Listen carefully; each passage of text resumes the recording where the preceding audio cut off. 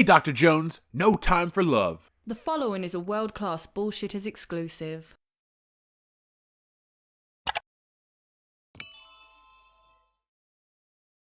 Does the thought of watching yet another derivative installment of a Disney franchise bring tears to your eyes? Especially after the dumpster fire that was Ant-Man and the Wasp: Quantumania, or the Star Wars sequel trilogy? Do you like Harrison Ford, but not enough to dedicate 2.5 hours to staring at him on the big screen? Do you want to seem zeitgeisty and in the pop culture know without the daunting task of sitting through another goddamn sequel?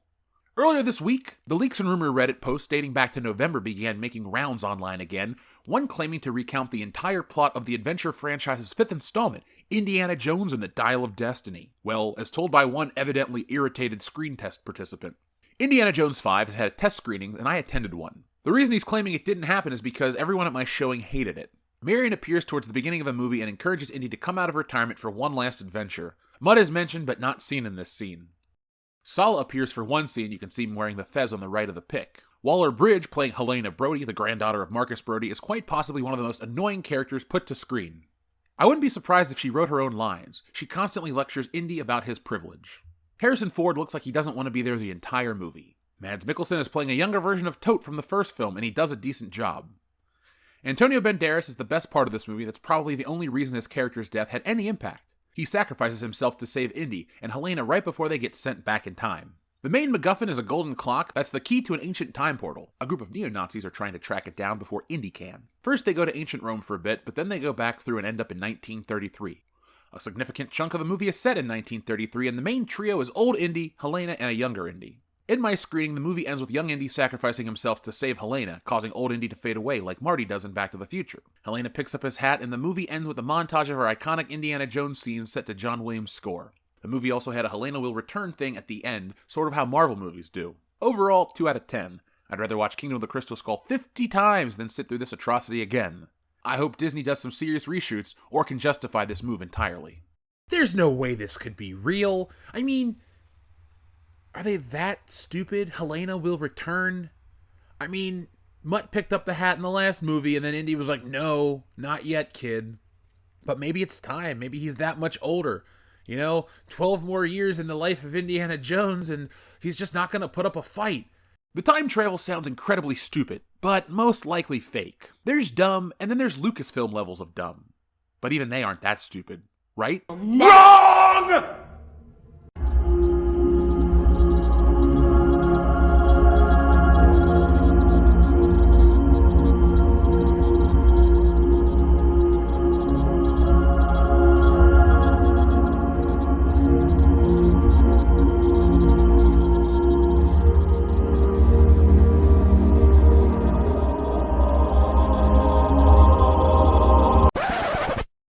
The young Indy teaming up with the old Indy and Helena Brody makes little sense.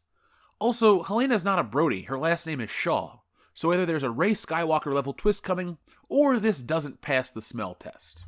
Things began to smell a little more rotten, just like this film's score, after you read a little more into the officially released information from Empire magazine. And another Reddit post that says, the opening of this movie takes place in the Nazi-occupied castle in 1944 with a de-aged Harrison Ford. The de-aging technology is only used in the opening scene, which is set in the castle in 1944, and pits Indy versus a group of Nazis. Then we fall out and you find yourself in 1969, said director James Mangold, who's taking over filmmaking duties from Steven Spielberg. Why is there no mention of the events that take place in 1969? Empire magazine just did a cover story about the movie, and that's where the bulk of the events take place. Also, why no mention of NASA or the space race? All confirmed plot elements of the movie. Mads Mikkelsen plays Voller, not Toht. Him playing a younger Toht makes zero sense, and he's 57 years old. Toht's actor was 44 to 45 in Raiders of the Lost Ark. Also, why no mention of Boyd Holbrook's character, Clabber? This is a quote from Empire magazine. Including a major action set piece set in the Apollo 11 Ticker Tape Day Parade in New York, thrown to celebrate the astronauts' return on August 13, 1969. The sequence not only sees Boyd Holbrook's nefarious Clabber, I'm a lapdog to Mads, and a crazy one at that, the actor says, caught up in the middle of this historic celebration. Lastly, Antonio Banderas just spoke about his character earlier today and the amount of screen time, so him being the creator of his MacGuffin and sacrificing himself is complete bullshit. My character is very little, almost a cameo. He's just a friend of Indiana's character. He's looking for him because he needs something from his friend, but he just takes up very little time of the movie. But I'm very happy to be a part of the saga that is the history of motion pictures, obviously.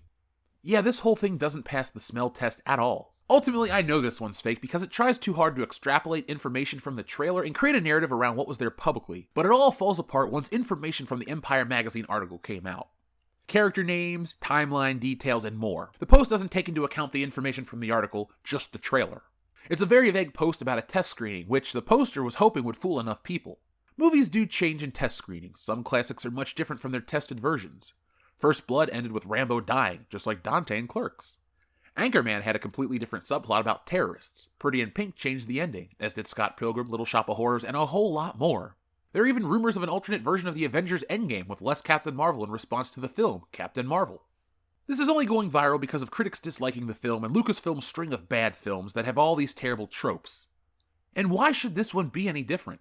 The last 5 films and few TV shows have all suffered from the same problem. The character the audience wants to see gets talked down to by the new character, always female, always in little or no danger, and always overpowered. See Mary Sue or self-insert character for more. History is rewritten because no one knows. Side characters often take center stage to promote the inevitable spin-off. Fans have seen it, and fans have seen it 100 times. While this is fake, some of this is accurate. How? Well, the people involved do the same thing every time. Pooh was responsible for rewriting No Time to Die, the Bond film where James Bond died. She was L337 in Solo, a Star Wars story where she talked about droid rights and talked down to our heroes. Her Fleabag character is the same too. She plays the same feminist character in everything. Thankfully, she died in Solo. That's why it was easy to get that right. If feminism has a name in cinema, it must be Poob.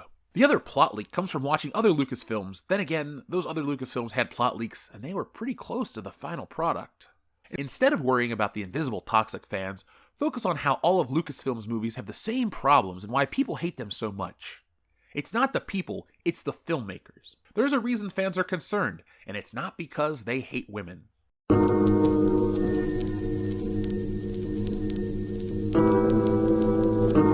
So folks, what do you think about those leaks that I think are fake?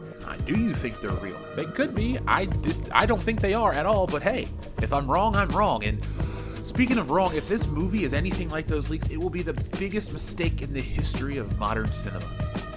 We lived through the Star Wars movies and those pissed a lot of people off, and I believe that's where a lot of this is coming from. It's not hard to craft a narrative around a movie trailer, which is around when this post came out, right around the release of the trailer. And it's gaining traction because people don't like these modern revivals. They don't like how the classic heroes are treated. They don't like having them talked down to by a small white British woman with dark hair. Again, Rey, this one, Jyn Erso, all of them, they all do the same thing. And it's kind of easy to figure out what the game plan is. Because Hollywood is bankrupt and void of ideas, so they keep using the same losing play. These movies, they make a bunch of money, but they cost way more than we realize. Reshoots are expensive. You don't just get Harrison Ford and crew to just come back because, yes, of course some of them are contractually obligated, but those reshoots still cost money, and that's added to the production value. And when these movies are so expensive, well, they need a lot to just break even, and breaking even isn't good. According to some numbers floating around on the internet, it needs to make close to $800 million to break even. And no Indiana Jones film has ever made that much money. Kingdom of the Crystal Skull was a few bucks short of that by a lot, and this one is shaping up to be even worse than that. In this modern age where everything is 10 times more expensive, less and less people are going to go see Indiana Jones. And the number one reason why this movie isn't going to change the world or make its box office budget back is Indiana Jones hasn't been relevant in well over 30 years. The Last Crusade was released in 1989, and that was the last great Indiana Jones film. And throughout the 90s and early 2000s, Indiana Jones was always synonymous with action and adventure. But ever since Kingdom of the Crystal Skull came out, Indiana Jones has been a character to laugh at. See South Park. They told you what George Lucas and Steven Spielberg did to the character very, very well. And if you think that's bad, I think Lucasfilm, this time run by Kathleen Kennedy, is going to go in even drier. I feel bad for Indiana Jones, I feel bad for Harrison Ford, and like that post says, Harrison Ford doesn't look like he wants to be there. Well, Harrison Ford doesn't look like he wants to be anywhere at any time, even at the James Caan Film Festival. So folks, thank you for watching. I'll be back next time with more, but in the meantime, be smart, be safe, be cool, but always be excellent to each other. Thanks for watching today's video. Yes, it's over, but don't cry because there's more, a lot more from World Class Bullshitters, and there's only one way to get it. Hit that subscribe button below. When you do that, you'll get notifications and updates from World Class Bullshitters every time we go live. Basically, you won't miss anything. And if there's one thing I hate, it's FOMO. But the thing most people hate more than FOMO is fear of missing out on World Class Bullshitters, because there's just some things you can't undo. So folks, do yourselves a favor and never miss anything from World Class Bullshitters. One last thing before you go, hit the thumbs up button. Not for our egos, no, they're big enough as this, but it does help us fight the algorithm here, and well, it's man versus machine, and that's the real fight. But if that's not your battle, that's okay. There's one last way you can help WCBS, and that's going over to shopwcbs.com, picking up a t-shirt, a beer glass, a sweatshirt, a poster, all sorts of ways to back WCBS. The difference between us and other YouTube channels is I'm the artist that makes all this stuff, so if you enjoy art beyond t-shirts, you can even read our comic books. We got it all. We're called the epitome of pop culture for a reason, and no, again, it's not for our egos. So folks, make sure you're involved with every aspect of World Class Bullshitters, not just for us, but do it for yourself. We're making the change in entertainment everybody out there wants to see. And a special thank you goes out to all of our wonderful patrons who make this content possible. Go to patreon.com/worldclassbs to get involved and help out the channel.